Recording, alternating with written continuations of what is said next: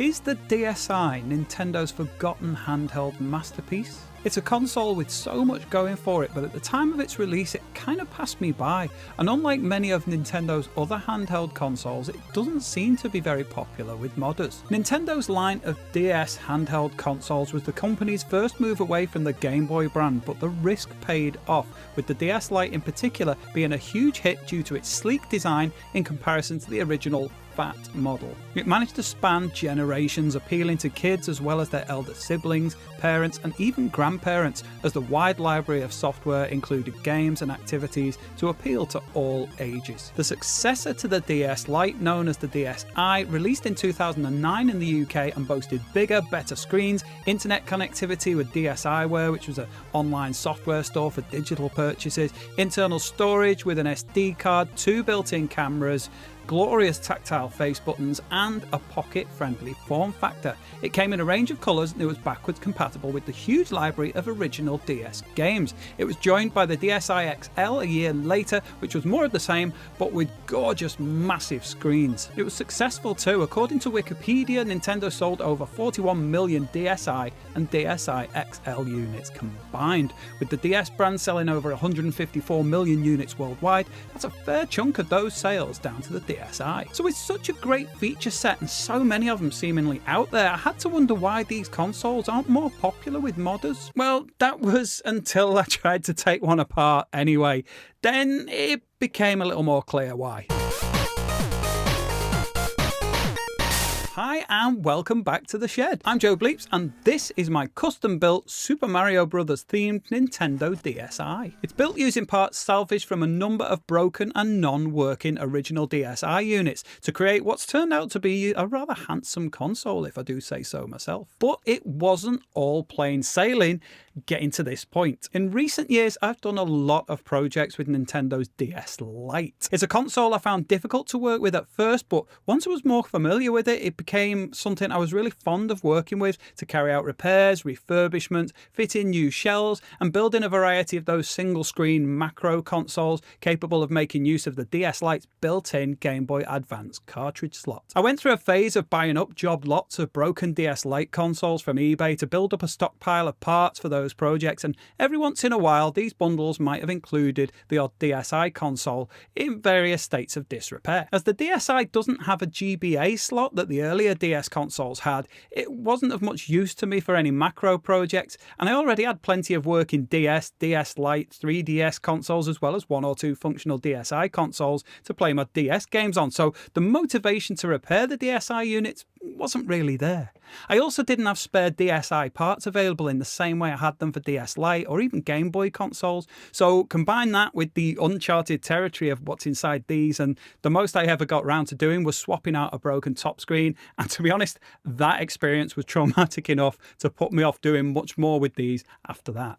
I did get a replacement shell and screen for a broken DSi XL that I'd acquired in one bundle. Now that was a difficult job, but it was well worth doing, and I've still got that console now, which again gives me another playable option instead of fixing these pesky DSi consoles. I did buy a replacement shell in white at one point because I've got a working metallic blue console with some pretty deep scratches that I plan to refurbish, but I never really got round to it. Now, when I had my recent reorganisation of this shed workshop, there's a video all about that which I'll link up here if you want to watch it. I ended up with a place for everything and everything in its place. Consoles and parts that had been previously scattered to the four winds were now all in the same space. And I was actually quite surprised at how many DSi consoles and parts had accumulated over time when they all ended up in the same little drawer. So I was trying to think of a new video for the channel, and I decided I was going to finally do that reshell job with the white casing on the scratched blue console. However, when I did a little bit of searching online, it seems that the once plentiful supply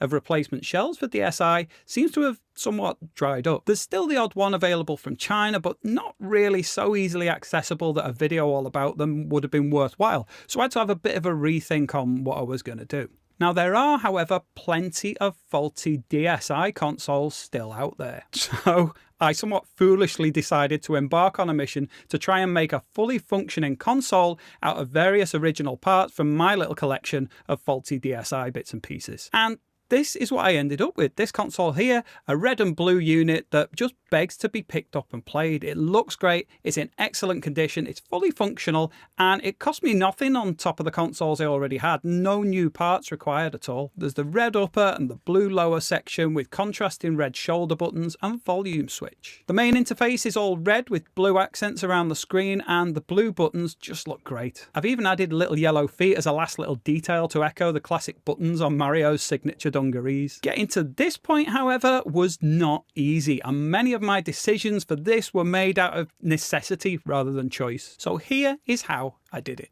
There were many false starts and wrong turns as I went along. I won't detail them all here, but I will say it was difficult, challenging, and frustrating at times. But overall, I enjoyed the process, and I'm really pleased with the end result. Although I didn't have a single working unit, I was pretty confident that with the parts from 5 separate donor consoles, I should be able to build something usable. First up, I needed something that powered up and charged correctly. So only one of the 5 units was actually taking any charge. One had blinking power lights when it was plugged in, and the rest wouldn't take any charge at all or simply didn't have a battery. After a little charging, I was pleased to see the white unit spring to life. Despite having a broken top screen and a pretty battered shell, everything else seemed pretty okay. So that was most of the internals sorted. Next, I had to work out the parts for a replacement housing and working screens. As the screens all have different coloured borders, I figured it'd be worth swapping out those 2 white screens to match whatever shell I ended up with. So I had scuffed up pink, blue and white parts in the matte finish, as well as a gloss red shell. It was in fairly decent shape. The matte coloured shells had a lot of wear with corners, shoulder buttons and so on, showing a lot of white plastic where the paint had worn off or chipped, which instantly put quite a lot of parts out of place straight away. With 2 blue units, I had a decent chance of blue parts being quite useful, and when I saw the red and blue consoles sitting side by side, I was immediately struck by how much it reminded me of Mario, which tied in nicely with the Nintendo brand.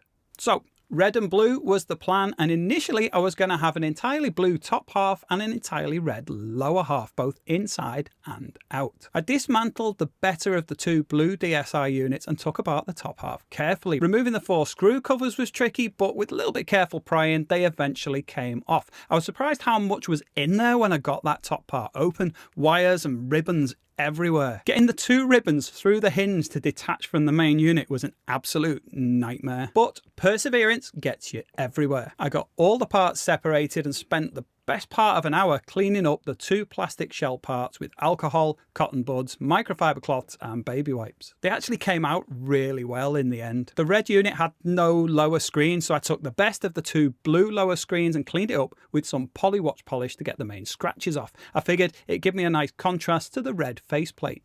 The next job was to get the red screen out of the red top half and rebuild the blue top half with that screen in it. However, the red top half was actually in really good shape. I didn't really want to go through that whole hassle of carefully dismantling it like I did with the blue one and then trying to have to put all of it back together again, which may or may not have worked. It seemed silly when I had a red top half that was perfectly good as it was. So, despite all that cleaning I'd done on the blue parts, a change of plan was needed. I had a blue rear shell that was in decent shape and would hopefully clean up well enough to use. I didn't have red buttons, so I decided to keep the red faceplate to use with all blue buttons. So, red internals, blue buttons, red upper section and blue lower section.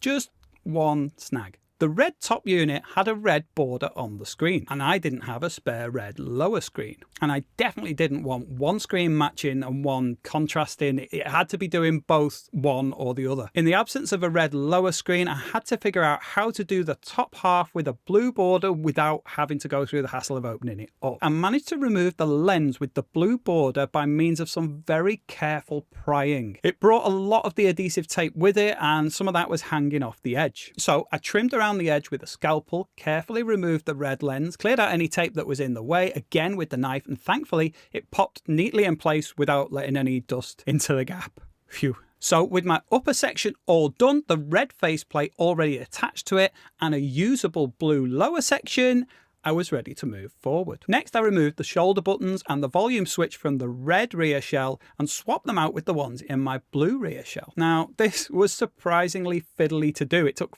far too long to get it right, but all's well that ends well, as they say, and they do look great on the final unit, so it was well worth doing. So the final step was to open up the white console and transfer the guts over to my new machine. So after the chaos of the upper section, I decided I was going to be a lot more methodical this time and make sure I got it right. Opening it up was relatively easy, aside from a stripped screw on the battery cover that ended up with me having to cut away sections of the shell so I could get in there with my screw pliers and remove it, but it came off eventually. There's also these two rubber feet that took a lot of coaxing with a spudger and a fingernail to get them out and access the screws that are underneath. All the screws on the DSi were crosshead, which is a refreshing change for a Nintendo handheld. Like the DS Lite, once all the screws are out, you need to run a spudger around the edge to disengage the plastic clips holding the two parts of the shell together. When opening it up, there's a ribbon cable with a power connector that needs disconnecting from the motherboard before you can separate the two parts fully. I set the blue buttons, silicon pads and my blue bordered touchscreen in place on the front faceplate. I disconnected any wires and ribbon cables in the white console, and after that I slowly removed the various parts from inside the white shell, paying close attention